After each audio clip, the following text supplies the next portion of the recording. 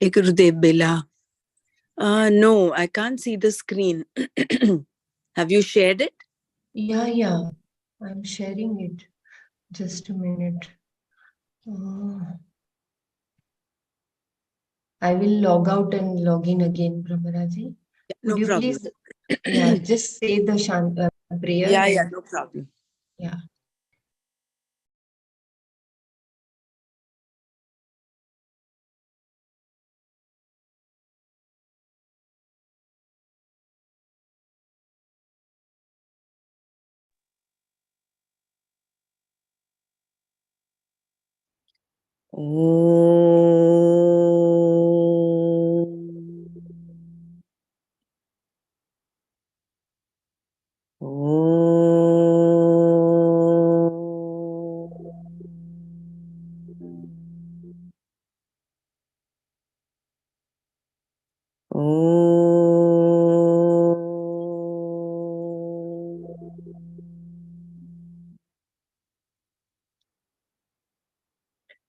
ॐ ब्रह्मानन्दं परमसुखदं केवलं ज्ञानमूर्तिं द्वन्द्वातीतं गगनसदृशं तत्त्वमस्यादिलक्ष्यम् एकं नित्यं विमलमचलं सर्वधी साक्षिभूतं भावातीतं त्रिगुणरहितं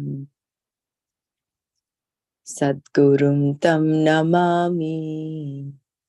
श्रुतिस्मृतिपुराणानाम् आलयं करुणालयं नमामि भगवत्पादं शङ्करं लोकशङ्करं शङ्करं शङ्कराचार्यं केशवं बादरायणं सूत्रभाष्यकृतौ वन्दे भगवन्तौ पुनः पुनः। सदाशिवसमारम्भां शङ्कराचार्यमध्यमाम् अस्मदाचार्यपर्यन्तां वन्दे गुरुपरम्पराम् वन्दे गुरुपरम्पराम्। ॐ सहना भवतु सहनौ भुनक्तु सह वीर्यङ्करवावहै तेजस्विनावधीतमस्तु मा विद्विषावहै। ॐ शान्ति शान्ति शान्तिः। नारायणं नमस्कृत्य नरं चैव नरोत्तमं देवीं सरस्वतीं चैव ततो जयमुदीरयेत्। Jai Gurudev. Yeah, Bella, it is, you'll have to unmute yourself. Yeah, it is, the screen is seen, right? Yes, it's visible. Yeah. Now, yesterday we completed this 7th verse also, but do you want me to just run through the verse or I should Maybe go just directly? chant, if you can just chant the 6th and 7th verses and then just the Bhavartha, and then we'll go to the others. Okay.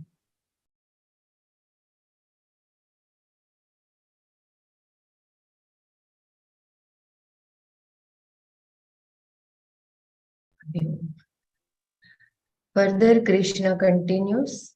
Bandhuratmanastasya yenatmai. Kshamyatam. Bandhuratmatmanastasya yenatmaivatmana jitah anatmanastu shatrutve vartetatmaiva shatruvata. For that self who has mastered oneself by oneself, the self alone is a friend of oneself. Whereas for the self who has not mastered oneself, the self alone would remain in the status of an enemy, like an enemy.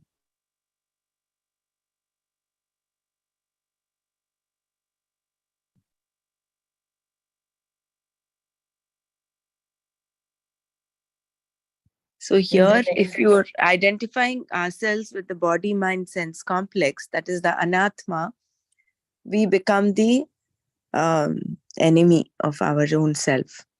Whereas when you connect with the higher, connect with the Atma Tattva, then you become your own friend.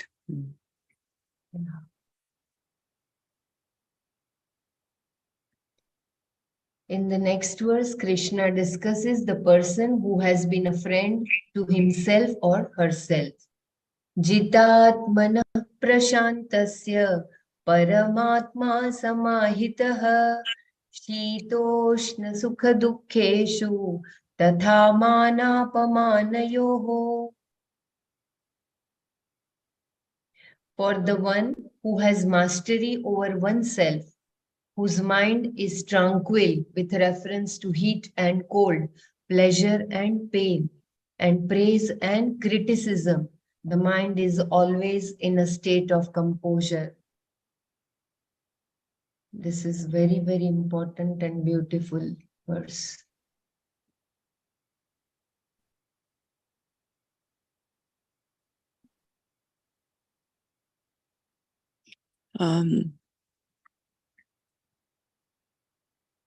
You want me to read little Yeah, bit? read it, Bela. Because we've. I would just request all our mumukshus and sadhaks that when we are doing manana, we might just get led away astray by just one idea. Maybe we should retrack ourselves and come back to the main verse. For example, yesterday we were all kind of onto just the children and how to take care of children, where it's fine. I mean, it's not an issue at all. But then, if we can come back to the main idea of the verse that we are discussing, then we will get an overall view of.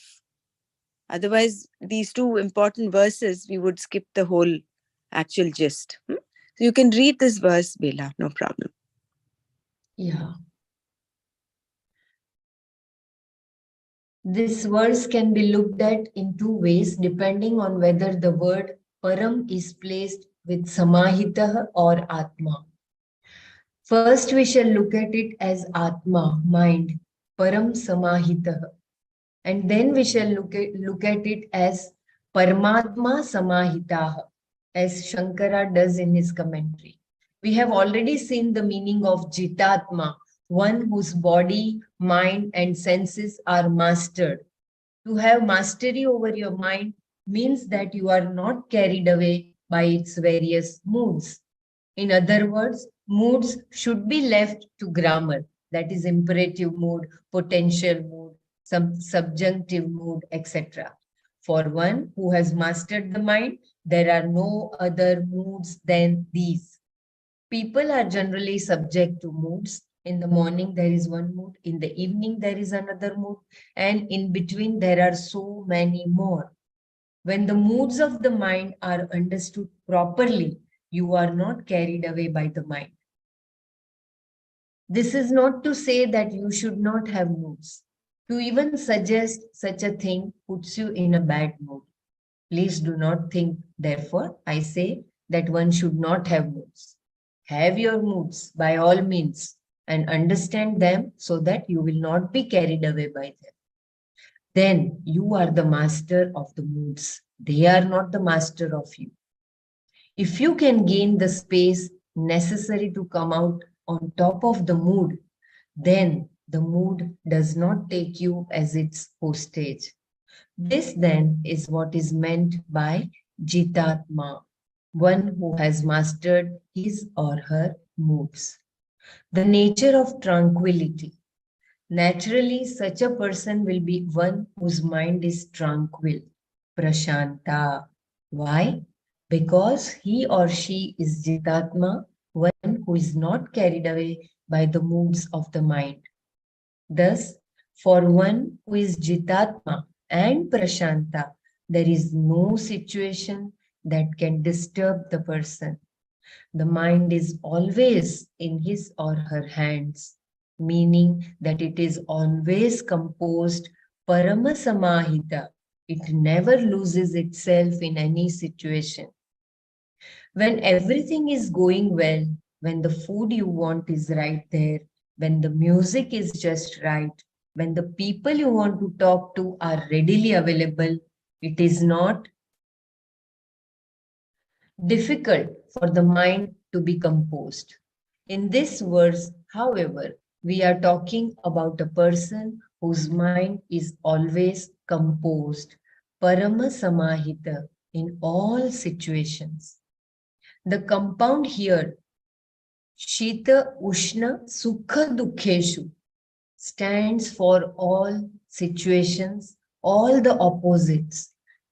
Shita means cold, not simply pleasantly cold, but so cold that you cannot stand it. Similarly, Ushna means unpleasantly hot. Thus, neither the cold nor the heat referred to here is at all comfortable. Then again, there are situations that give people some comfort, some happiness, some pleasure, sukha, and other situations that give discomfort, unhappiness, and sorrow, dukkha. In all of these constantly changing situations, one who has mastery over the mind remains always composed. For such a person, there is no question of dukkha coming, because for dukkha to come, one's composure must already be gone. The point being made here is that all those situations that generally bring about sukha or dukkha for people create no disturbance whatsoever in the mind of the person whose mind is always composed. This verse also points out one more set of opposites: praise, mana, and censure or shame, apamana. These two are given special mention here because they are very difficult to deal with. Even praise can be hard to handle sometimes because when someone praises you, you may think the person is going to ask you for something. Therefore, you are afraid. You can handle the praise all right, but if it is just a preamble, sorry, preamble to something else, you do not hear it because you are waiting for what is to come. Censure is always difficult to handle. Suppose someone says about himself that he can handle criticisms very well. And if another person counters by saying, no, you cannot, this in itself is enough for the person to feel offended. This is because he cannot handle censure even though he thought he could. Another example of taking things personally and getting offended is when you are doing a particular job and someone tells you that you are not to do that job, you are to do another. Immediately you are inclined to take it personally. This is so easily and wonderfully explained by Swamiji. It happens in our day-to-day life every moment, no? So we have to pay attention. We have to be alert. Why criticism is so difficult to handle? Criticism is very difficult to take because it is personalized. It touches some painful part of you. This problem comes from one's childhood. If parents constantly criticize their child, the criticism becomes a problem for the child. It creates a vulnerable area, a raw, sensitive area, and any subsequent criticism causes the pain to come out. This is the aspect of criticism that makes it so difficult to handle. The person discussed in this verse is one who has taken care of these problems through proper understanding. Without the proper understanding, New philosophies may be created which are nothing but superimpositions upon the pain, sorrow, and other problems. To simply conclude that you should not subject yourself to censure, for example, does not work. You have to work on gaining mastery over your mind because these opposites, cold and heat, pleasure and pain, praise and censure, are all disturbing elements for people. What Krishna is saying here is that these pairs of opposites do disturb you. Therefore, make sure that they do not disturb you. To say, I should not be disturbed, is a superimposition upon yourself, the one who is disturbed and is nothing but confusion, in fact. People who preach that you should not be disturbed never help anyone because whatever they say becomes superimposed on the old pain that is already there. It becomes a superimposed philosophy, a list of do's and don'ts, shoulds and should nots. The old pain that is inside simply becomes confused by the new superimposed philosophy, thereby adding to the confusion that was already there. Instead of the new philosophy helping, it becomes a problem.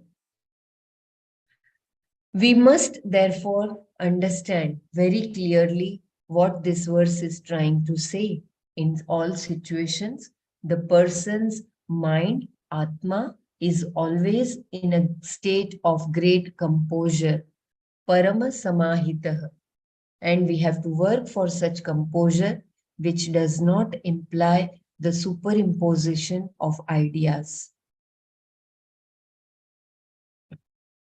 The verse can also be taken as how Shankara took it. The person whose Karya Karana Sanghata is mastered is called Jitatma. And because his mind is tranquil, he is also called Prashanta in this verse. For Bila, such a can you just read the previous statement? Previous. Yeah. The whole paragraph or the paragraph before from what Krishna No, says? no. Just Okay. the thing that the superimposition Yeah. aspect, no? That one. Yeah. Yeah. We must there. Okay, superimposition aspect is touched in the previous paragraph also. So I will just quickly go through the text. What Krishna is saying here is that these pairs of opposites do disturb you. Therefore, make sure that they do not disturb you. To say I should not be disturbed is a superimposition upon yourself. The one who is disturbed and is nothing but confusion, in fact. People who preach that you should not be disturbed never help anyone because whatever they say becomes superimposed on the old pain that is already there. It becomes a superimposed philosophy, a list of do's and don'ts, shoulds and should nots. The old pain that is inside simply becomes confused by the new superimposed philosophy, thereby adding to the confusion that was already there. Instead of the new philosophy helping, it becomes a problem. We must therefore understand very clearly what this verse is trying to say. In all situations, the person's mind, Atma, is always in a state of great composure, Parama Samahitah. And we have to work for such composure, which does not imply the superimposition of ideas.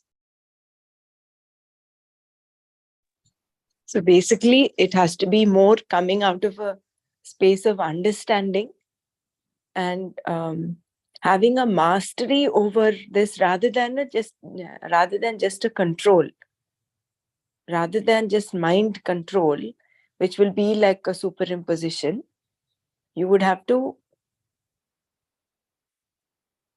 understand from where the mind functions, what Atma is, what Anatma is, from that deeper sense of understanding, then we would be able to have a say on our mind and body senses, rather than just having a set of should and should nots. It becomes just words, Somebody, if I get disturbed, no, I should not. Means I have already disturbed. I am already disturbed, and I should not means I'm superimposing that. It's like you're bottling it down. Like there is a volcano so there will be confusion. There, and you're putting a lid on the volcano. It'll go on building up pressure, and once it'll blow up again. So that is not what is important. You must let it naturally happen. Yeah, when you understand it, there is no volcano there. That is imbibing you release the pressure. Imbibing that samadhana in the mind, very calm, quietly, means I am in Atma, it is not affecting whatever criticism, praise, sukha, dukkha, it is just an external one. Internal one, I am Atma and I am not disturbed. That has to come from within. And for this, I think the tools that we have, number one is the breath. You can handle your emotions with your breath. Second is all the knowledge points that we have will help us. Opposite values, complementary, accept people. So all that will bring our mind to a sense of composure, rather than get affected and then we just superimpose some should and should nots. So I think that is the breath is the most important. The Guruji says, no, that is what Sudarshan Kriya is for. When we are very happy, we are breathless. It means just And when we are very angry, we will be breathing so heavily. So if we control our breath, means reverse the situation, we are always happy. That is what is the Sudarshan Kriya. So wonderful it is. So when we do the rhythmic breathing, use our breath rather than control our breath. When you use your breath correctly, and of course with all the practice, awareness builds up, and with that awareness and this knowledge, these knowledge punches that we have, they whenever it's required, they will come up. They will surface up, and then it doesn't just remain as jnana, it becomes your experience. And then that state of composure will happen. Yeah. So wonderful. The immediate first aid is accept the situation as it is, so that immediately you get the hold of the situation. Yeah, we should not be disturbed. So good. Really very good. Yeah, if we have a breath in rhythmic that we do, no, 3 rhythms, we are in sync with the nature's rhythm, and then our composure becomes automatic, shant and prashant, automatic happens. So we have to work on it. Therefore, Guruji has given us pranayama. Guruji has given us the Sudarshan Kriya. So wonderful. Yes. See, these are the in-between lines, the superimposition, such a beautiful, this one. So I should not do that. That becomes very, again, stressful, you see. So it has to come naturally to us by our sadhana. So wonderful. Really very good knowledge. That creates conflict the moment you say, oh, I shouldn't be disturbed, So you're just creating a mood out of it. You're just, and you're trying to forcibly, like you're forcing your mind, rather than forcing your mind to do it, when the mind, of course, will rebel sooner or later.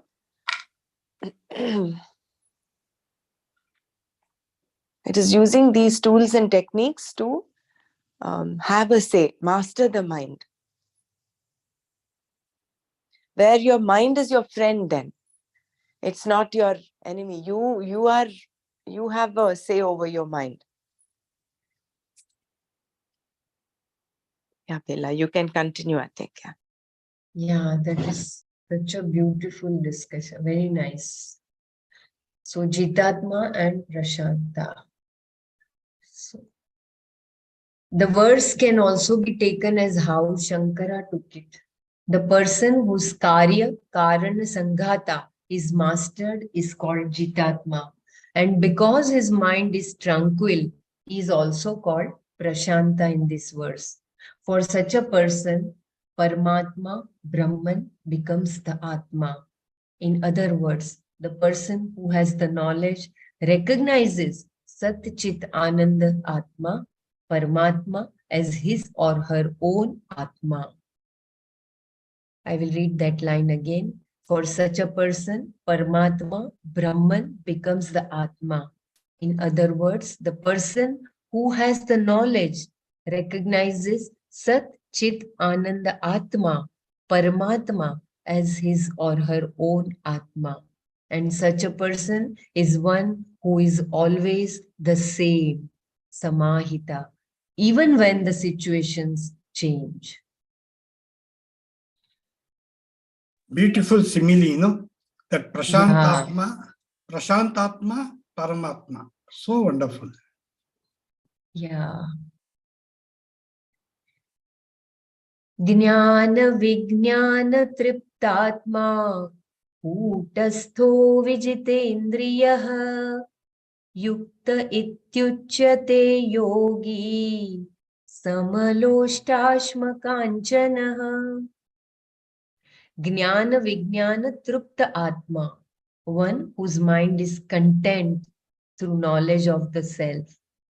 Kutasthaha, one who remains unchanged. Vijitendriyaha, one who has mastered the sense organs and organs of action.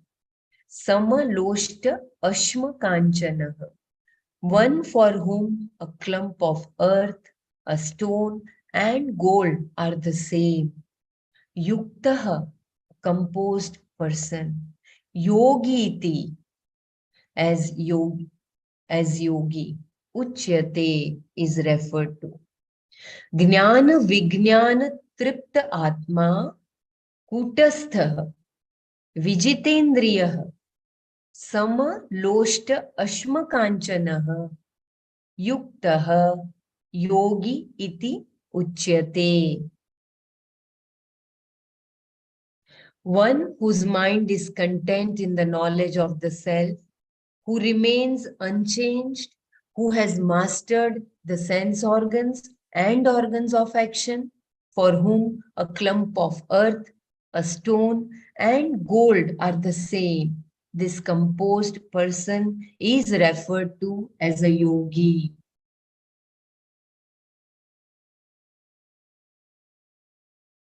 Krishna uses the word yogi in 3 ways throughout the Gita. He talks about the karma yogi as a yogi and also refers to the person who is committed to dhyana, to a life of meditation, a life of sannyasa as a yogi. He calls the jnani a yogi as well. In these 3 contexts, then we find the word yogi is used. I will repeat the paragraph. Krishna uses the word yogi in 3 ways throughout the Gita. He talks about the karma yogi as a yogi and also refers to the person who is committed to dhyana, to a life of meditation, a life of sannyasa as a yogi. He calls the jnani a yogi as well. In these 3 contexts, then we find the word yogi is used. So karma yogi, jnana yogi, and dhyana yogi. In this verse, yogi means jnani, a person of knowledge. By using the word in this way here, Krishna is pointing out the flow, the order involved in gaining the knowledge that is moksha. Before taking up the topic of meditation, Krishna says that one must lift oneself up and not destroy oneself. That one knows oneself is steadfast in the fact of all opposites. There is a footnote. Uddharedatmanatmanam natmanam avasadayet. Another, jitatmanah prashantasya paramatma samahitah shitoshna sukha dukkheshu tatha manapamanayoho. So beautiful, it has been highlighted by Swamiji, these two important knowledge points. So I will just read once again. In this verse, yogi means jnani, a person of knowledge. By using the word in this way here, Krishna is pointing out the flow, the order involved in gaining the knowledge that is moksha. Before taking up the topic of meditation, Krishna says that one must lift oneself up and not destroy oneself. That is that Uddharedatmana, that one who knows oneself is steadfast in the fact of all opposite. Shitoshna Sukha Dukkheshu, Mana Apmana, also in all pairs of opposite, he remains the same. And that one who wants to attain this knowledge must commit himself or herself to a life of Karma Yoga. Aru Rukshor Muner Yogam Karma Karana Muchyate.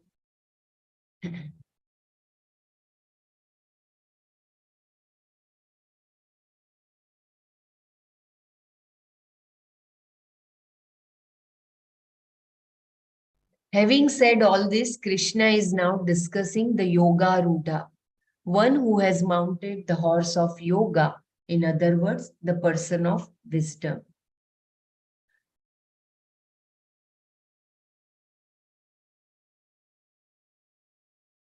So we have to make one thing very clear, that only with our own self only we can evolve by our own efforts. And another, the one who remains same in all situations, all pairs of opposites, he remains the same. And the third is, he is explaining now the life of Karma Yoga. When you are committing yourself to a life of Karma Yoga. So Yoga Rudha, the one who is going for the Karma Yoga path through. Aruruksha is the one who is aspiring. That is a karma yogi. Arurukshor muner yogam karma karana muchyate. So for a karma yogi, it is for a person who is who has discrimination, who is still he still hasn't reached, no.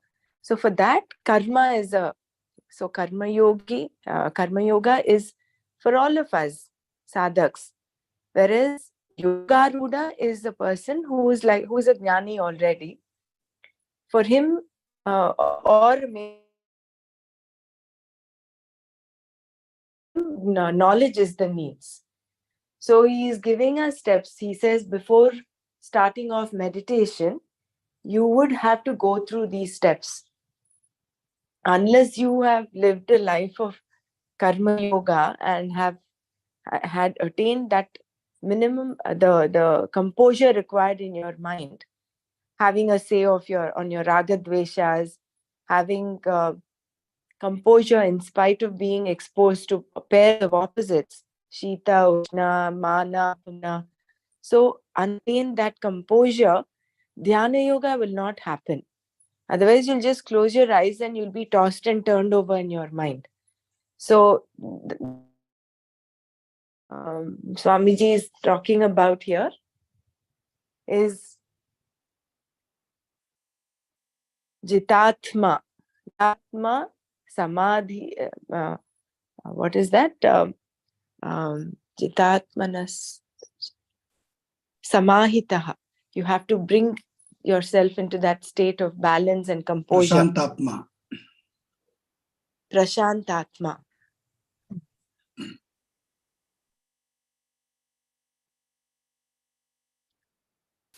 So, yeah, I think we can, unless anyone wants to share anything.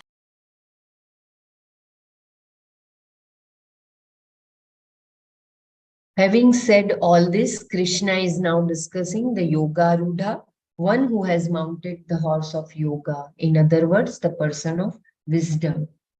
The definition of knowledge. This wise person is called Jnana Vijnana Tripta Atma here. Both Jnana and Vijnana mean knowledge. But when they appear together, Vijnana is Vishesha Jnana, specific or particular knowledge, and is something more than Jnana. Since both the words means knowledge, when they appear together, there is a connection between the two, which is purely contextual. When they appear together, as they do in this compound describing a wise person, Jnana is to be understood as something a little less than Vijnana. Shankara makes this clear by defining Jnana as that particular knowledge conveyed by the meaning of the words of the Shastra. And explaining the word Vijnana, he says that Vijnana refers to totally assimilated and owned up Jnana, that is, aparoksha Jnana without any pratibandhakas, inhibiting factors. There is a footnote. Jnanam shastrokta padarthanam parigyanam. Vijnanam tu shastratah jnatanam tathaiva svanubhava karanam. There is a sandhi here that is swa anubhava karanam. So beautiful. I will read once again this Bhagwan's. This wise person is called Jnana Vijnana Tripta Atma here. Both Jnana and Vijnana mean knowledge, but when they appear together, Vijnana is Vishesha Jnana, specific or particular knowledge, and is something more than Jnana. Since both the words mean knowledge, when they appear together, there is a connection between the two, which is purely contextual.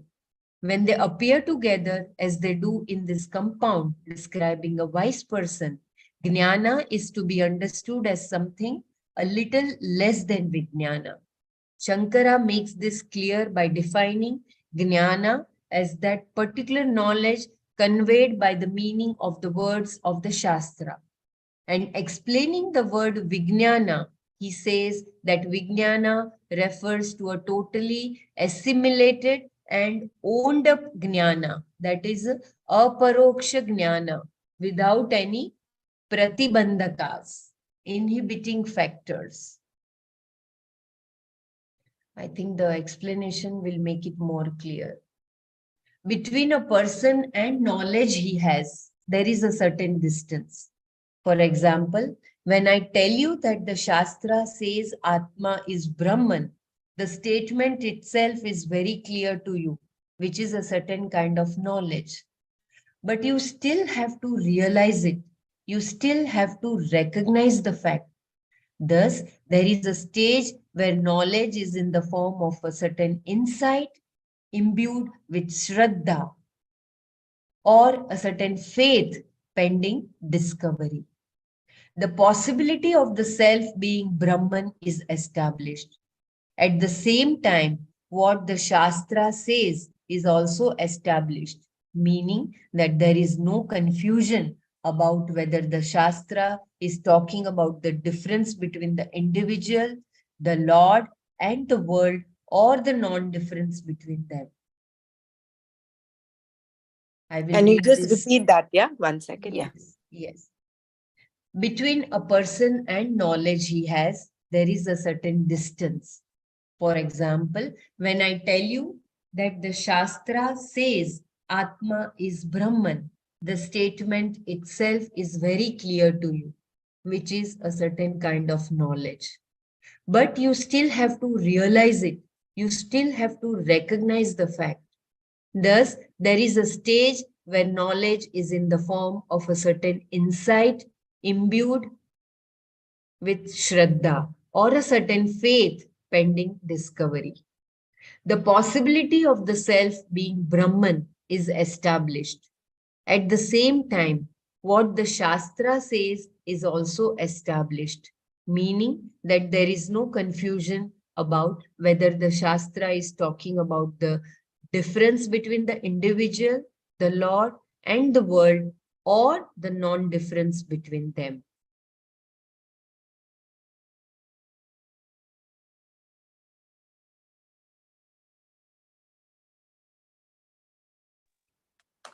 Belaji, Yeah. that in the other, the footnote 4, inhibiting factors. Yes. Jnanam shastrokta padarthanam parijnanam. I think I didn't quite understand the last sentence. I think it was like going over. I think it will be well. Yeah, you it will continue be reading. Yeah, explained. that's Yeah, fine. yeah. That's Yeah. fine. The knowledge jnana contained in the Shastra is converted into Vijnana, for which there is analysis, manana, and contemplation, nididhyasana. This conversion is not necessary. However, if the person is an adhikari, one whose mind is properly prepared for the knowledge, because the person has viveka and vairagya, discrimination and dispassion, he or she recognizes the fact immediately upon receiving the knowledge. There are no problems obstructing the person's understanding because of his or her maturity. This maturity is marked by a mind that does not concern itself with the past or the future.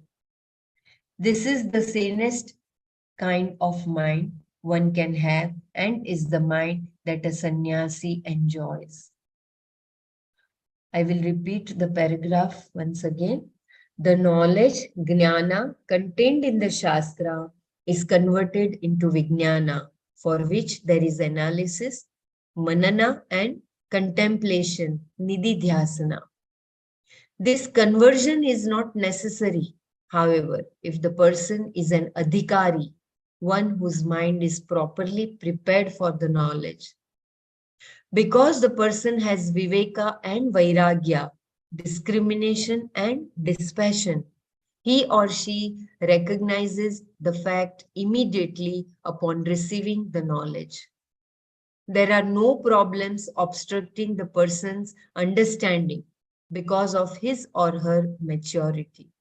This maturity is marked by a mind that does not concern itself with the past or the future. This is the sanest kind of mind one can have and is the mind that a sannyasi enjoys. That is, he is free from all pratibandhakas.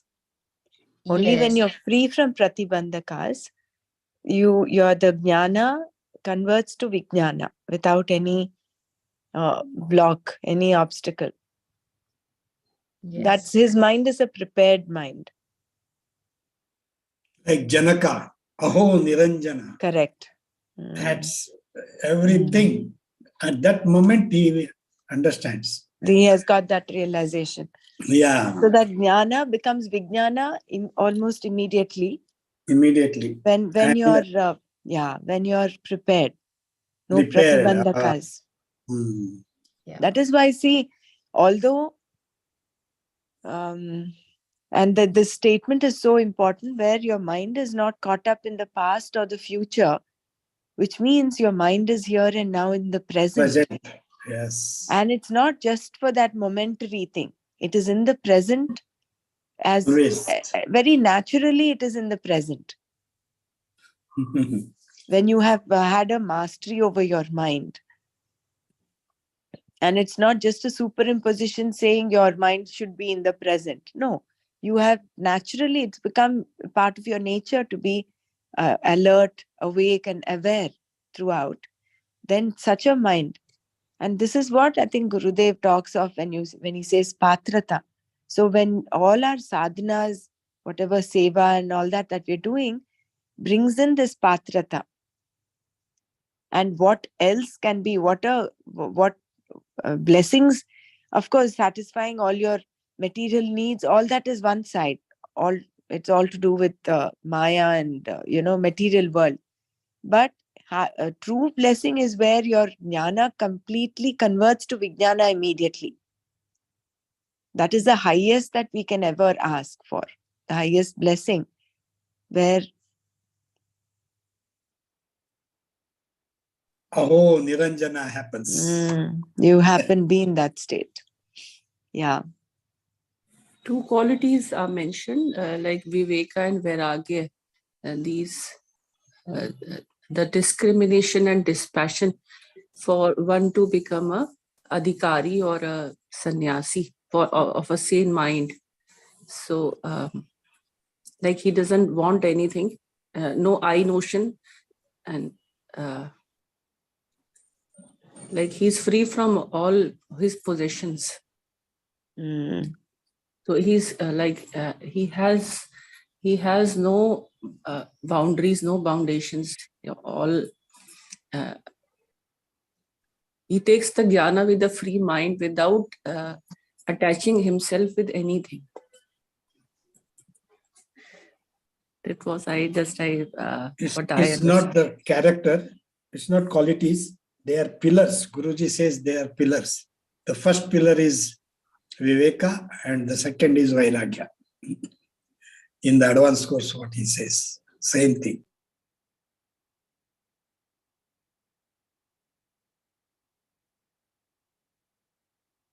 Yeah, so further, so beautiful.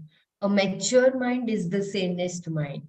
A psychiatrist, having traveled and met people from all over the world, wrote a book in which he said that the mind of a sannyasi is the sanest mind.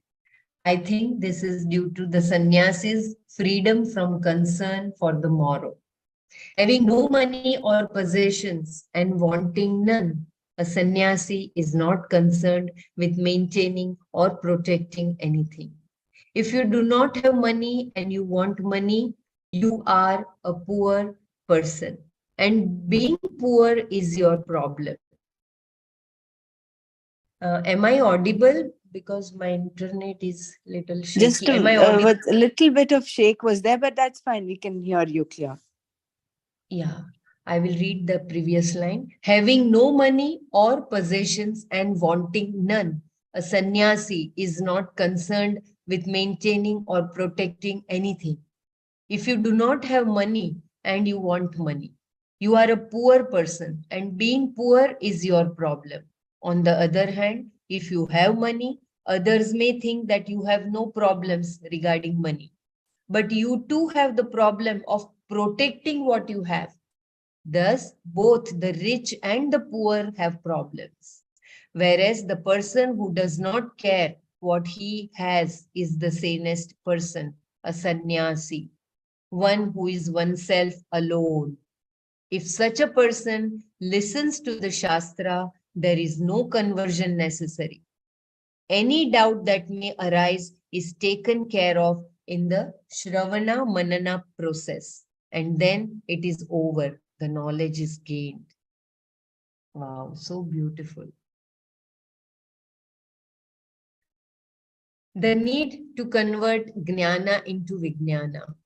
Generally, however, a person is not a complete adhikari, while the desire to be liberated, mumukshutva, and the desire for the knowledge, jignasa, may be there. The person has to convert his or her jnana into vijnana by manana, nididhyasana, and anything else that may be required. In this process, the jnana that one has about Atma becomes Vijnana, immediate knowledge of the self, aparoksha jnana. This is very beautiful. I will read once again. The need to convert jnana into Vijnana.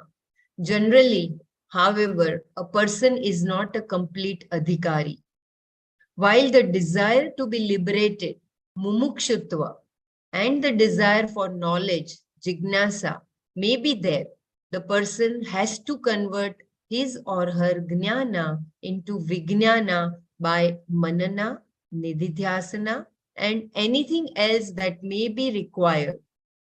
In this process, the jnana that one has about Atma becomes vijnana, immediate knowledge of the self, aparoksha jnana.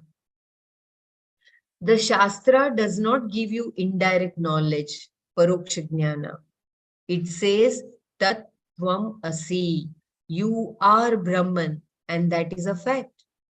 Because the Shastra's vision is a fact, this knowledge has to be as true as the fact. You cannot have indirect knowledge here. At most, the word paroksha jnana can refer to the insight a person has with reference to Atma being Brahman as opposed to Vijnana, the truth of that knowledge. The Shraddha you have about Atma, I being Brahman, the whole, helps you do the Manana and Nididhyasana that converts the Jnana into Vijnana. This process of conversion is called Svanubhava Karana. Svanubhava Karana, meaning aparokshi Karana, converting it to immediate knowledge. Anubhava means immediate knowledge, and the word Svanubhava, with reference to this knowledge, means that whatever has been revealed about the self is no more an insight or a possibility, no more an article of faith, but immediate knowledge. There is a sure recognition, the immediate knowledge of the fact that I am Brahman, and this sure knowledge is Vijnana. I will read this line again as Shraddha That is Swa-Anubhava. Swa-Anubhava is Swa-Anubhava. The Shraddha you have about Atma, I being Brahman, the whole helps you do the Manana and Nididhyasana that converts the Jnana into Vijnana. This process of conversion is called Svanubhava Karana, meaning aparoksha Karana. Converting it to immediate knowledge. Anubhava means immediate knowledge, and the word Swa Anubhava, with reference to this knowledge, means that whatever has been revealed about the self is no more an insight or a possibility, no more an article of faith, but immediate knowledge. There is a sure recognition, the immediate knowledge of the fact that I am Brahman. And this sure knowledge is Vijnana. One who has enough, alam buddhi. This alam is a beautiful word. It means in Sanskrit, enough. Through jnana and vijnana, a person is tripta. A beautiful Sanskrit word defined by Shankara as Sangata Alam Pratyaya. One who has a sense of satisfaction or completeness in himself. Alam means adequate or enough. Brahmaraji, am I pronouncing correctly? Is it Sangata or Sangata? Sanjata. Sanjata. Okay. One Shamyata. becomes I'll read once. Sanjata Alam Pratyaya. Sanjata alam pratyaya. One who has a sense of satisfaction or completeness in himself.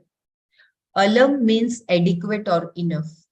Sanjata alam pratyaya means the one in whom this recognition that it is enough or there is nothing wanting in me has been born due to the knowledge that he is Sat Chit Ananda Atma.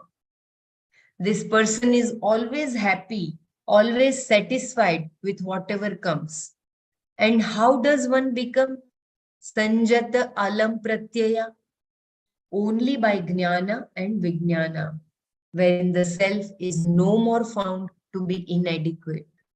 The person is freed from all the notions previously held about the self.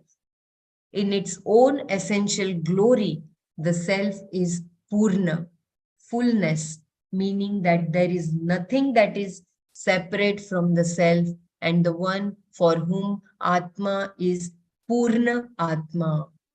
Thus, a person who is Sanjata Alam Pratyaya is called Tripta here. The word Atma in this compound, Jnana, Vijnana, Tripta Atma, means the mind, Antakarana. Thus, the Tripta is one whose mind says Alam, an attitude born out of Jnana and Vijnana, insight and Shraddha. This attitude is born out of a Jnana that has been converted into immediate knowledge of oneself, Vijnana. This definition of a wise person, Jnana, Vijnana, Tripta Atma, also reveals the nature of the knowledge itself. This is the advantage of Sanskrit compounds. Not only do they name a person, they also serve as definitions. I will just read once again, as here it is specified with Antakarana. The word Atma in this compound, Jnana, Vijnana, Tripta Atma, means the mind, Antakarana. Thus, the Tripta is one whose mind says Alam, an attitude born out of Jnana and Vijnana, insight and Shraddha. This attitude is born out of a Jnana that has been converted into immediate knowledge of oneself, Vijnana. This definition of a wise person, Jnana Vijnana Triptatma, also reveals the nature of the knowledge itself. This is the advantage of Sanskrit compounds. Not only do they name a person, they also serve as definitions.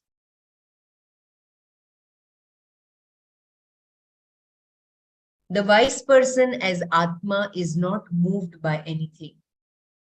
The wise person is also described here in this verse as Kutastha, one who remains like an anvil, the solid iron block upon which the blacksmiths of yesteryear hammered red hot iron bits into different shapes. Knives used to be made this way. The point here is that for all the hammering that went on, the anvil itself never changed. Since the iron bits had to change, the block on which they were changing could not change. Therefore, a person who does not change and allows all possible changes to take place is called Kutastha. The person, like the Atma, is not moved by anything. Yeah, this very beautiful Nanaji had described this, no? Anvil means that in Hindi we call it Aaron, on which the goldsmith or blacksmith also uses to mold the ornaments. In his commentary to this verse, Shankara defined Kutastha as aprakampya, Aprakampya, one who is not swayed by any situation, internally or externally, because he or she is Jnana Vijnana Triptatma. This person has gone through the necessary disciplines and has gained the knowledge of Atma as fullness, without which all problems exist. I will read this line again. In his commentary to this verse, Shankara defined Kutastha as Aprakampya, one who is not swayed by any situation, internally or externally, because he or she is Jnana Vijnana Triptatma. This person has gone through the necessary disciplines and has gained the knowledge of Atma as fullness, without which all problems exist. Having gained this knowledge, there is nothing inside or outside to disturb the person. Such a person is strong and unshaken. Aprakampya. So that is a beautiful word. The one who is Kutastha. Kampana is shake, no? Yeah, Kam- Kampana means Kampan Kampate is shake, shake. yeah. Yeah. So what a lovely, simile and comparison to the Kutastha.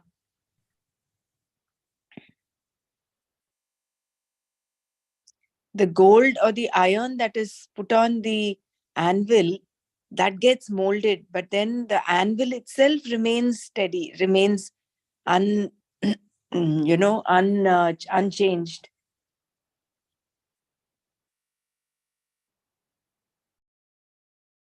Yes. And the one who knows, who has the proper knowledge of Atma, the Jnana has turned into Vijnana with the Swanubhava. Swanubhava. Yeah. Then only, otherwise the problem, all problems are there because that knowledge is not there. So if that knowledge is there, Knowledge has not sunk. It has to be sunk into you. You have to live it. Knowing, we know Atma is everything, but we have to Vijnana, we have to experience it. Anubhava, Swanubhava. The 3 stages actually, one is information, knowledge, and then experience. So we are still in the stage of information, knowledge. That stage, that knowledge has to come to our experience. That aparokshanubhuti has to happen. When you realize that you are nothing but Atma, you're full. So when you're full, there is nothing that you seek. It's only because we think we lack that we go on searching for that, to complete that lack. Purnamidam, Purnamada, Purnat, Purnamudachyate. So once we know we are secure, we know we are happiness, we know we are Atma, then that seeking stops, and then you are yourself full. And you become aprakampya.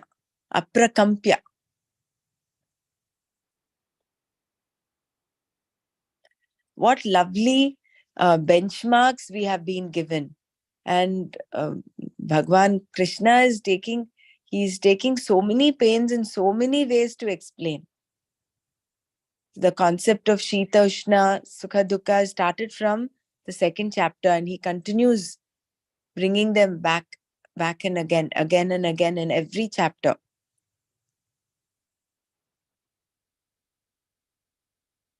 Shita means not only cold, severe cold, he says. Brahmanaji, you want me to read further, or we can stop you here? can see how much more of the verse is there, Bela, if it's only a 1 or 2 because paras. this compassion point is very, very important. I think it requires more. No, there are many actually before. Then we can maybe hold it here and do Manana on what we've learned till now. Yes. If you want just compassion. Okay. To get from jnana to vijnana, you need manana, swadhyaya, nididhyasa, and that is what we are doing it. Right. But for a mind which has already gone through this discipline, like a person has been a karma yogi and his mind is prepared, then he has both the antakarana shuddhi as well as that stillness of the mind. Then that jnana immediately becomes vijnana. So we are all work in progress.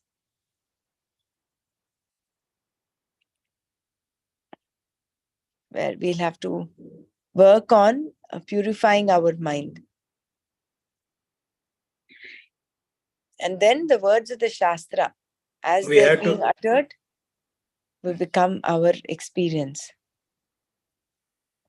We have to become like a kutastha, Mm. and will anybody comes and hammers us, we should not change.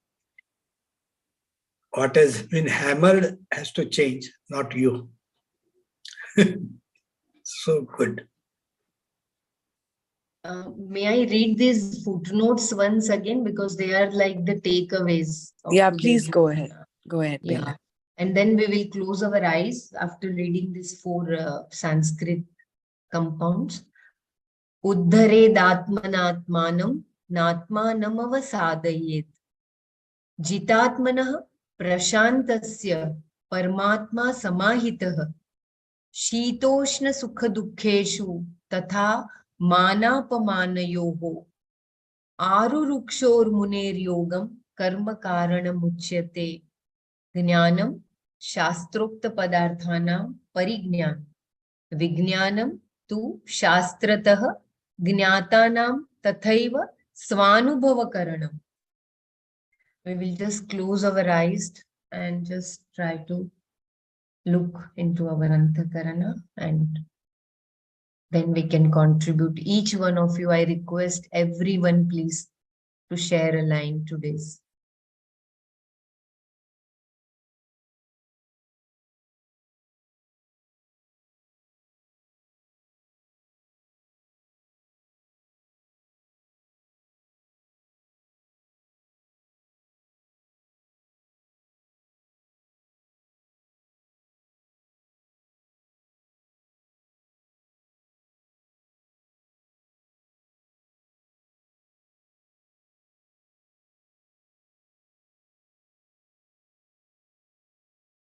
Yeah.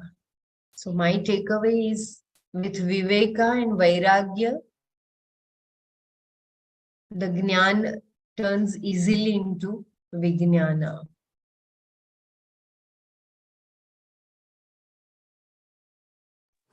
Kindly share your... My takeaway is, don't superimpose this philosophy, say should not get disturbed and all that. It becomes only a preaching, so it's not going to help you. You have to accept whatever situation it is, then navigate to situation with all this.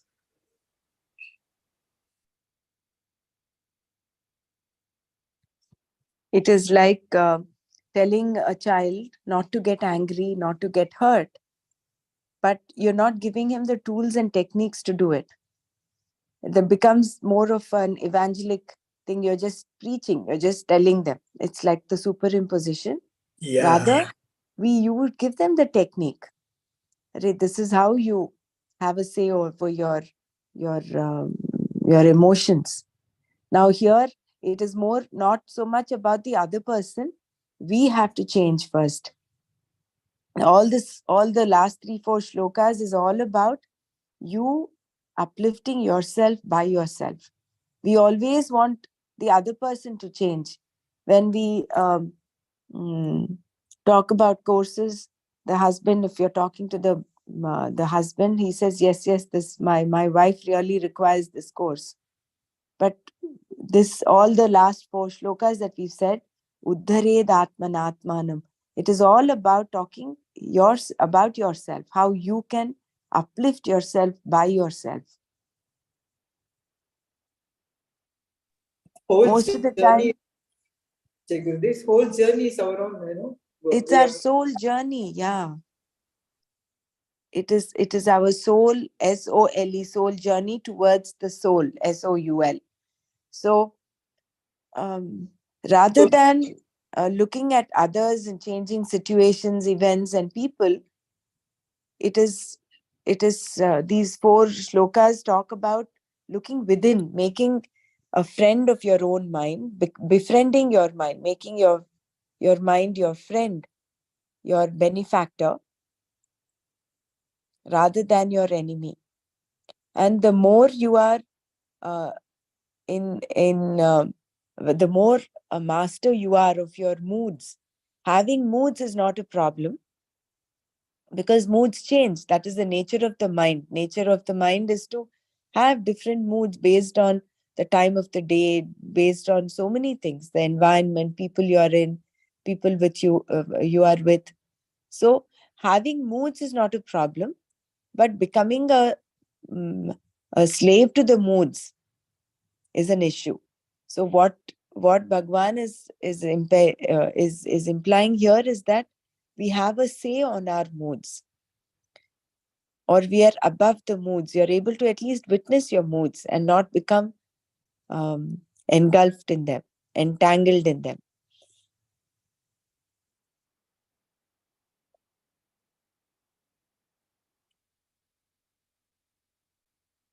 I think everybody else can also share.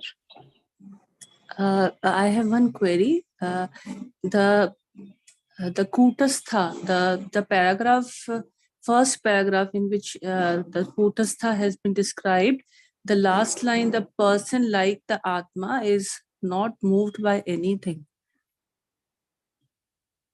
So can we relate Kutastha to the Atma also? Like the Atma remains the same, but our mind, body, sense, they keep on like the changes keep on happening at that level, but the Atma remains the same.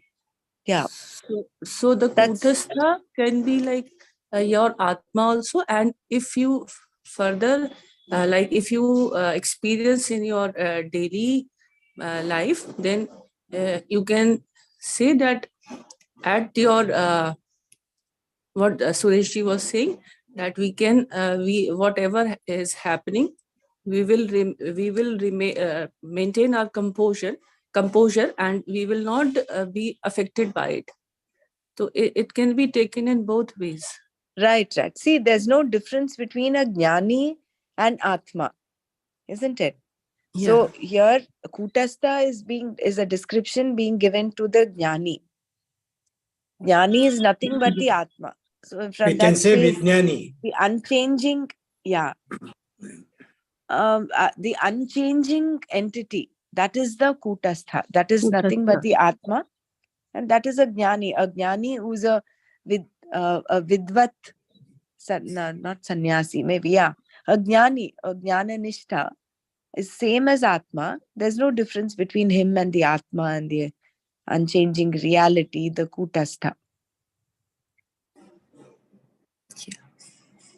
Whatever happens on that kuta, means on that, means the external things, you are bending making the gold, you are making this, you are heating it, you are bending it, you are hammering it.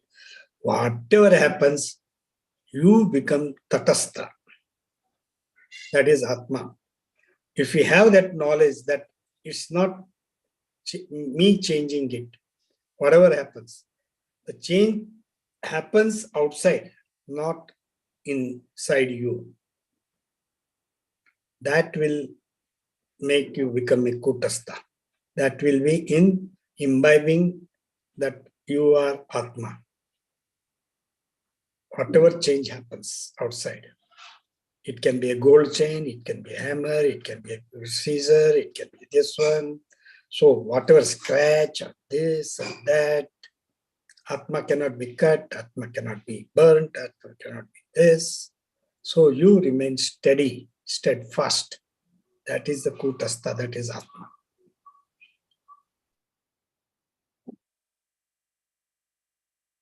Thank you.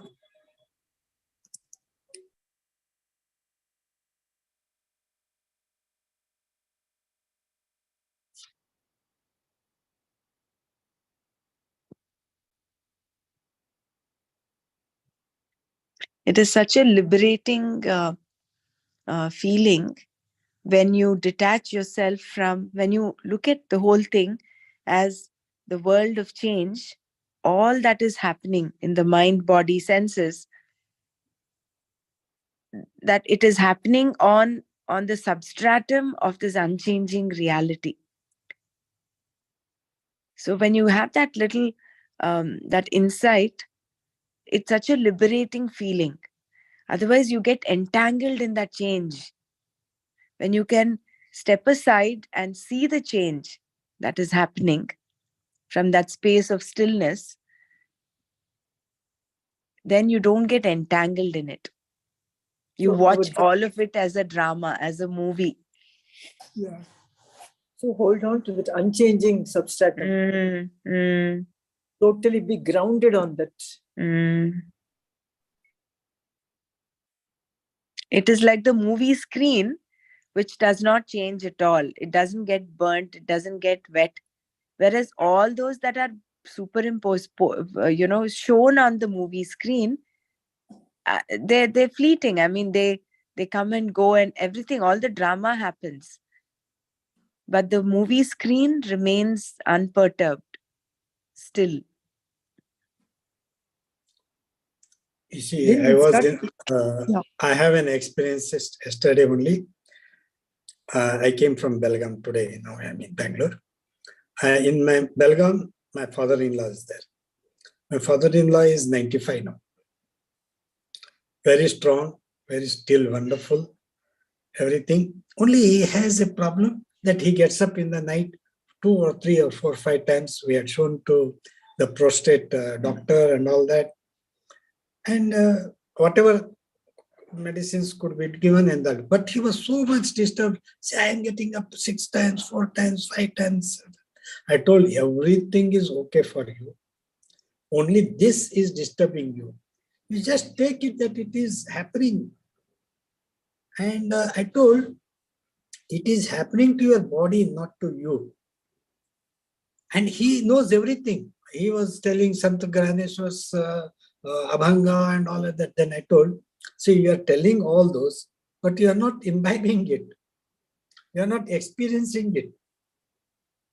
And immediately he got that idea, And I told, you are happy. You are still happy. You are still strong. Do not be disturbed by this small thing that I'm getting up early in the morning and not in the morning, 2 to 3 times in the afternoon. This is a very small pinch.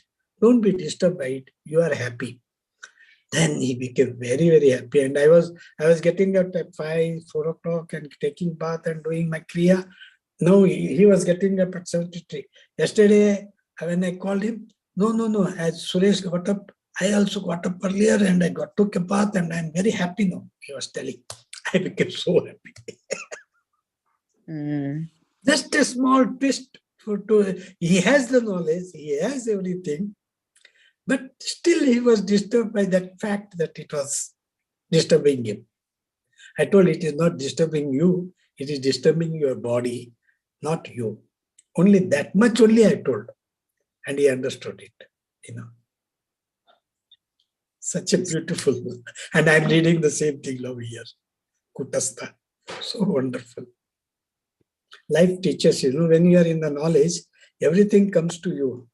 The experiences, what you get it, you experience, like Guruji was telling, when you read Ashtavakra, everything will happen to you the moment, and that knowledge will sink in. And it's happening to me also like this. Thank you for all the Manana group. Wonderful. I was listening all this in the train also. While I was coming, I got up down 7:30 only here in Bangalore. I was listening to my with my pod yesterday. So good it is, so good. Wonderful. That's nice. So everybody share.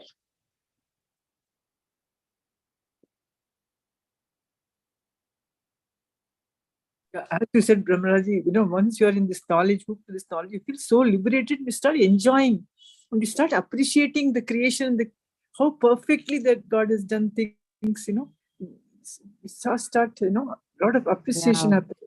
We don't complain anymore. Anything, life, death also was. What a beautiful way he has put, he puts closure, all these things. Very nice. And Didi, as we do Manana and we are in this knowledge, whenever a situation comes, some knowledge, comes to you, and you are so peaceful and you steer away from the situation so nicely. So I think that is the time where it seeps in. Correct. And becomes Yeah. Vijnana. Yeah. And then smile comes on your face. That we are so, and I'm so proud that we are here in this knowledge. And then when it seeps in, you become happy. Automatically that smile comes in. Correct. When you experience that Vijitatma, where you're able to have a say on your body, mind, senses, that inner fulfillment, that it's a different kind of joy. Yes, Didi. And when we compare ourselves to previously, that maybe like I was not able to handle or maybe say no to somebody, and after the knowledge, after being in knowledge, like the other day I was able to say no very graciously, not rudely. Otherwise, like I was able to say no. So I later on, like I was really in gratitude that I could do it. Thank you so much, everyone, and especially you, Didi. Yeah, I think we're all in the collective consciousness, no? That's why we are together. No, I am seeing only a few people talk. Everyone should give that feedback so that everyone will be Yes, very important. Sarlaji has written in chat, Drishta and Drishya. Could you please just say a few lines, Sarlaji? Yeah, actually, when we were talking about the hammer, no, तो hammer थोड़ा हिंदी बात करती हूँ बीच बीच में. When we are that base, we are या hammering Hindi on में it with बोलिए, the no problem. हाँ, हिंदी में बोलिए जो सरलाजी. हथौड़ा होता है वो उस पे कोई भी सोना हो या जिसको मोल्ड करना है उसको हम उस पे ठोकते रहते हैं हैमर से. तो हैमर को भी फर्क नहीं पड़ रहा है और नीचे का जो बेस है उसको भी नहीं पड़ रहा है, लेकिन जो बीच में है गोल्ड है या आयरन है तो वो मोल्ड होता है, उसमें चेंजेस होते हैं, तो उनपे कोई इम्प्रेशंस नहीं हो रहे हैं. वैसे ही हमारे आत्मा की तरह, जैसे कहते हैं कि हम आत्मा है, तो जब हम आत्मा है तो फिर आजू बाजू में जो हो रहा है उसके इम्प्रेशन हम पे कितने आते हैं या आ नहीं रहे या आ रहे हैं, इस पे से हम अपने को एक क्या कहते हैं सोच सकते हैं कि हम किस लेवल पे है अभी, isn't it? और जो भी हो रहा है वो हमारे लिए दृश्य हो जाता है फिर उस समय पे. That doesn't make much difference inside us. We are like us. जैसे रिवर एकदम स्टेबल होता है तो उसपे वो कोई भी चित्र डालेंगे तो उसका पिक्चर वैसे के वैसे आता है, लेकिन उसमें एक कंकर डालेंगे तो वो डिस्टर्ब हो जाता है. उस तरीके से एकदम शांत रहेंगे, शांत रहते हैं तो हमारे लिए सारी चीजें दृश्य ही हो जाती है, उसका इफेक्ट ही नहीं होता है. तो मुझे वो लगा जब आप लोग ये सब कह रहे थे तो. And really, when we are speaking about this in a Manana group, our mind becomes so stable, no thoughts, and it's always a wow sthiti. It's always a wonder. Aisa. And when you live the knowledge, you experience the knowledge, then it becomes a strong. Means वो हो ही जाता है, वैसे ही होता है. So अनुभूति से जाना ही हमारा ज्ञान को पक्का करता है, और मनना ये उसका एक बहुत अच्छा हमारे लिए प्लेटफॉर्म मिल गया है. हमेशा हम गुरु के सानिध्य में भी तो नहीं रह सकते, लेकिन सत्संग में रह के ये सारा सामिप्य नहीं, साथ में नहीं रह सकते हैं, लेकिन ये गुरु का जो हमें संग मिला है तो उसकी वजह से जो ज्ञान का उदय हो रहा है, तो वो हमारे लिए, हमारी सोल जर्नी के लिए बहुत इम्पोर्टेंट है। और कोई कह रहा था कि जब हम सोल जर्नी में है तो हमें दूसरों की जरूरत नहीं होती है, लेकिन ऐसा कहाँ है। कोई पढ़ने की जरूरत नहीं होती है, स्क्रिप्चर्स वगैरह, ऐसा भी नहीं है, क्योंकि ज्ञान तो हमेशा बढ़ता ही रहेगा ऐसे लोगों से, और वो हो ही रहा है। Thank you. पता नहीं आप लोग कितना समझ पाते हैं मेरी भाषा। नहीं, that's so beautiful. Very well Beautifully said, told. Sarla Very ji. beautiful. Very beautiful. Very nice. Thank you.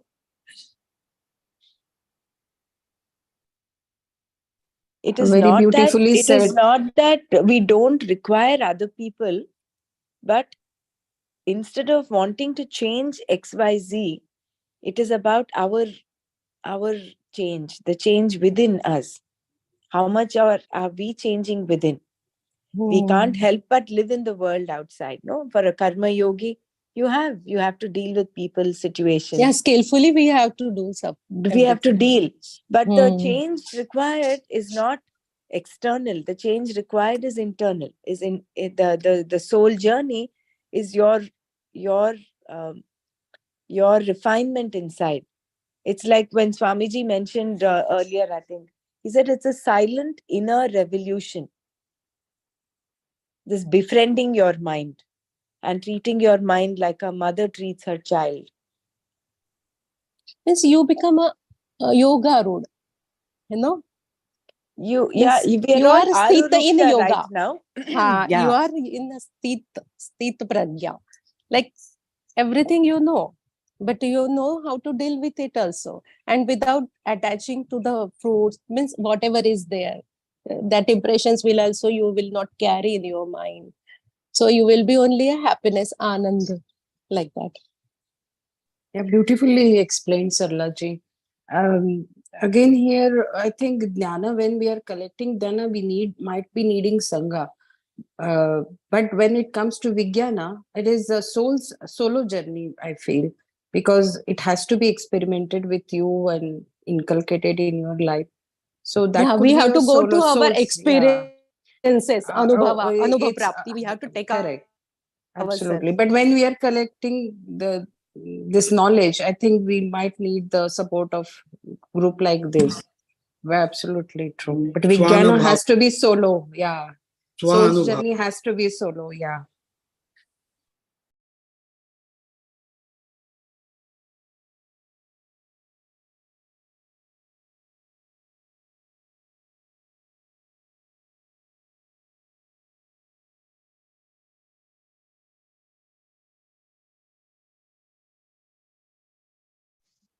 Jai Gurudev. My today's takeaway is like in VVGP. VVGP means Vastu, Vyakti, Ghatana and Paristiti. In all the situation, we have to be stable, like Kutastha. And all the situation, each time they teach us so many things, small things, big things, and it make us that change our personality and looking towards to the other people and how they behave and whatever the nature also and the animals also. I'm noticing nowadays they teach us so many things that and after coming this knowledge and so many things, like I'm becoming aware of the things that what is happening around me, and then this is something is telling me to learn from this situation and the paristiti and the ghatana.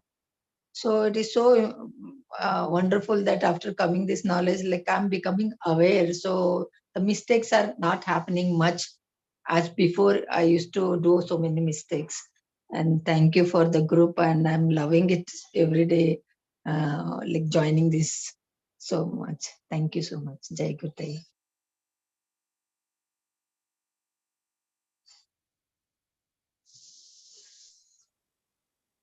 Yeah. Anyone else to share? We have another minute. In Like counseling, yesterday. what we do, sorry. I said in counseling, what we do is that we tell them to transfer their thoughts onto paper. Like pick up a book, 100-page, 200-page book, and then put down whatever is troubling you, all the events down on paper. So you are transferring it from your head onto a book. And immediately the load lightens for them, those who are suffering from depression. The same thing with us individually. Gurudeva said so many times, dive deep into that negative emotion, see what is causing it. Rather we stay with it, we just think about it superficially and keep remaining depressed or stressed out. Go deep into the incident, what caused it. So even writing it down initially as to, okay, what was the state of my mind today and what caused the disturbances. If you start putting it down on paper and then looking at that sheet of paper and saying, what could I have done better? That may help. It has helped a lot of depression cases where I have done counseling. I've asked them to transfer their thoughts onto paper. There you go. Nidhi Dhyasa is what I'm talking about. Putting that knowledge into practice. Had I applied this, then my mind would not have got disturbed.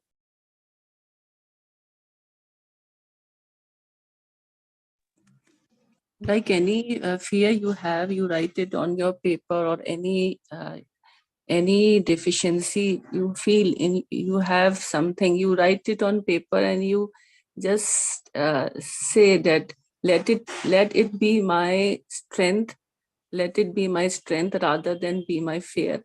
So it literally helps. This I have also experienced.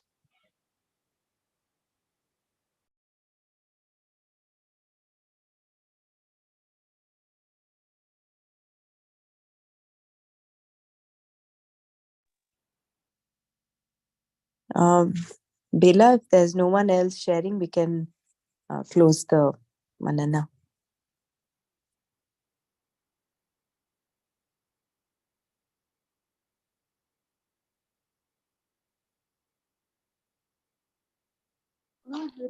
Yes, yes. Such Jai a Gurudev. wonderful Manan. Yeah. I'm sorry if I can take just a 1 minute. Yeah, Yeah, please go please ahead. go ahead. Please go ahead. Actually, as Pasiji, thank you so much what you explained. My son is also going through a depression inside, and I've been trying to help him, but I'm unable actually. After going through all this knowledge also, what I am trying to apply it, everything I'm doing it. But I don't know where I'm. And he means I asked him yesterday also, just write it down all, what your problem going through. But he is unable to write it also. This is, no, you don't listen to me. You don't understand my problem. I don't know how to help it. Okay, if you have my number, then you can talk to me separately and I'll list it down or I'll send it across as to what you do. We can even make Thank you. certain changes in his food habits, like start giving him dates immediately. It's a go down of positive energy. Positive energy converts to positive thoughts, leads to positive feelings and emotions. So fruits, dates, raw salads will help him a lot. And sprouted beans. All right. So in the food, you start making the small little changes without telling him that this is specially for you. And make everything that you make tasty for him. See what I made for you, a fruit salad. Want to have it now? Something like that. Show him that you wanted and needed. Huh? Don't say that All you are right. there to change him. Huh? You are there to help him. You are not there to change him. We can talk Actually, over the phone and I'll give you more tips. Huh? all right. What is his age? He is 30 years. Okay. Okay, then we can talk about it. You can even do Hari Om Dhyan and all that. Twice a day you can do Hari Om Dhyan. Hari Om Dhyan really works well for depression cases. It has worked wonders for me. 40 days of Hari Om Dhyan. Yes. Okay, that these things also they don't understand, but I'll speak to you definitely. Sure. Thank you so much. And this sattvic food, as you're saying, I will just go with this. But thank you so much to all of you for all. I'm getting actually full help from this all knowledge every day. Thank you so much. I'll speak to you, Pasiti. Jai Gurudev.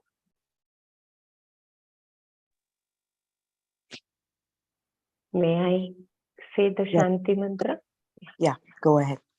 Om Sarve Bhavantu Sukhinah सर्वे सन्तु निरामयाः, सर्वे भद्राणि पश्यन्तु, मा कश्चित् दुःखभाग् भवेत्। ॐ शान्ति शान्ति शान्तिः। हरिः ओम् श्री गुरुभ्यो नमः। हरिः ओम् तत्सत्। सर्वं श्रीकृष्णार्पणमस्तु। जय गुरुदेव। धन्यवाद सर्वेभ्यः। Jai Gurudev. जय